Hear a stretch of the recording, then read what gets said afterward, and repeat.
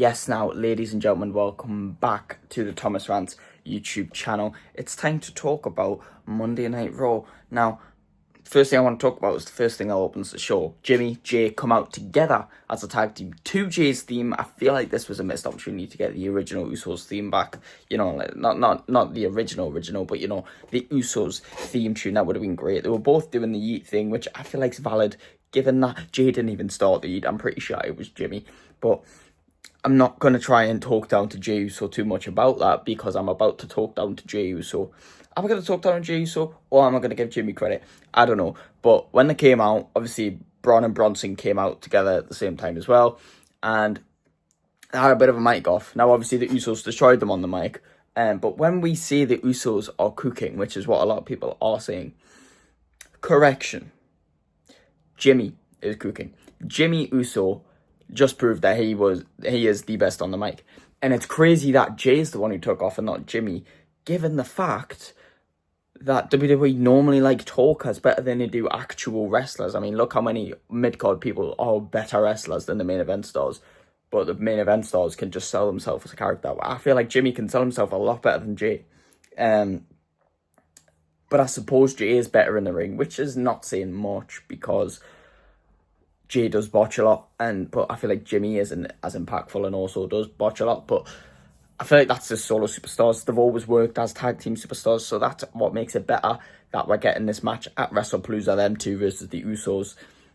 It's exactly what I want. I want to see them as a tag team. And to be honest, keep them as a tag team, because the tag team division on Monday Night Raw is dead, right?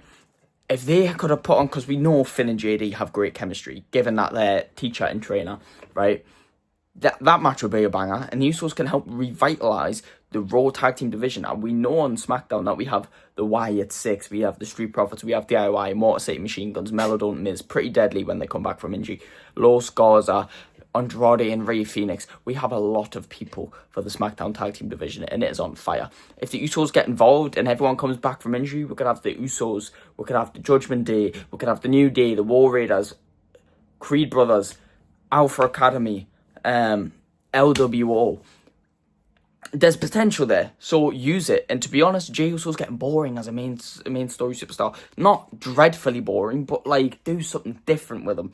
We can tell that you're trying to shove him down our throats. You had him win the Rumble over John Cena. You had him win the world title over Gunther.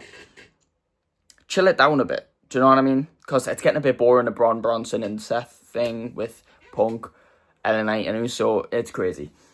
But yeah, mid-conversation in this whole mic off, LA Knight came running down to attack Braun and Bronson, and it set up a match later on the night. The main event, LA Knight, Bronson Reed, which I don't care for it, because we see it every week. Raw ends the same every fucking week. Now, midway through the show, we were getting little cameos about this main event match. I mean, Jimmy caught Jay trying to leave. He's like, why are you leaving? He goes, we've done our work here. We've announced the match. We're done. And he's like, what about LA Knight? And Jay's like, what about LA Knight? I don't care for him. We're too competitive. He gets on my nerves. We start fighting each other. He purposely let Bronson Reed run into me there. After the scrap they just had. And Jimmy's like, well, no, we've got to help him. And then he speaks to LA Knight. And LA Knight's, look, I couldn't care.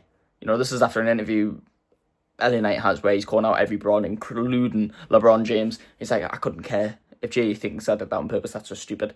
I don't need your help. I don't need nobody. I'm going to do this by myself. Inevitably, can't even remember who wins the match, if anyone does win the match, but I'm pretty sure it's just a disqualification. Ends in a fight.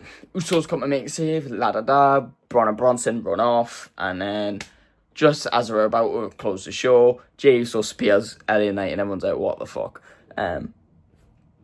Same shit every week, I'll be honest. Let's continue. So AJ Lee came out to the ring, doing that skit, being an almost psycho she is, wearing Becky Lynch's Intercontinental Championship. Becky Lynch came out, screamed at her, was like, give me the belt back, give me the belt back. Obviously this is after AJ Lee's tried to warm up to the fans and explain why she's come back. Seth has now come out to help Becky, and he's the one who got in the ring to retrieve the belt off AJ Lee. It's ironic CM Punk was getting at Seth Rollins, saying, you're standing behind your wife. Becky's the one who will stand up to Punk when it should be Rollins. And Rollins is the one who will stand up to AJ when it should be Becky. It shows the cowardice they are, because I mean, Punk would never hit Becky, but Rollins is obviously way more powerful than AJ Lee, so it shows their cowardice, really.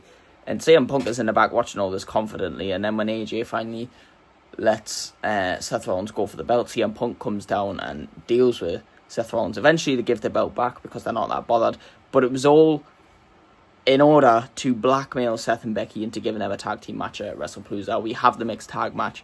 Let's go. That's what we wanted, and now we got it. What else is there to discuss? AJ Styles beat El Grande Americano, but before, when it was off air, in the advert break, AJ Styles got on the mic and said there's someone in higher power who's against him, doesn't want him to win, and he's a bit sick of it. Now, initially, a lot of people thought this is AJ Styles being shoot and actually going at someone in the back. My only question to that, because obviously it is on advert break, so that would suggest that, but my only thing to argument that is that WWE posted the clip on their YouTube channel, so it could very well be leading into a story for AJ Styles' final run, saying that, people are against him and all that. After he did post on his Instagram, that time was running out. But eventually, obviously, Dom would get involved, but Dragon Lee was there to make the save. AJ's helped Dragon Lee, so Dragon Lee's returning the favour and helping AJ Styles, and AJ Styles beat El Grande Americano. There was a match set up between Penta and Rusev because both think they deserve a title shot. I mean, Rusev wants the World Heavyweight title, but Penta wants the Intercontinental Championship. So they'll face off in a number one contendership for the Intercontinental Championship match, I believe, anyway. The New Day on done with Penta, apparently. They cost Penta with a brutal match got kick, by the way, from midair by Rusev, getting the win. I'm happy for Rusev that he's getting big wins and WWE are trying to put him over. And that was a good match. That was a match I would have never thought, I need to see Rusev versus Penta. But when it got made, I'm like, that's interesting, and I'm into it. Speaking of other matches that got made, I mean, Raquel Rodriguez, Lyra Valkyria, I mean, that kind of got set up last week backstage. And it was a banger match. That was the match of the night. I always come out with a match of the night. My match of the night was Lyra Valkyria, Raquel Rodriguez. It wasn't one of these fast-paced, high-flying spot matches, but it was brutal, it was long-ruling, and both women fought their hearts out. And I was a bit surprised that Raquel Rodriguez actually got the win. I thought they'd be painting Lyra Valkyria as the victor and the babyface in this one. And given the fact that she's fighting Roxanne Perez next week, I thought that would be the reason for that. But Raquel Rodriguez actually got the win. I'm not going to complain. They do need to build their big superstars. Like, I'm talking physically big superstars as dangerous. So, fair enough. It was a good match. Couldn't complain about who won. Another match that got set up was Asuka and Nikki Bella. I mean,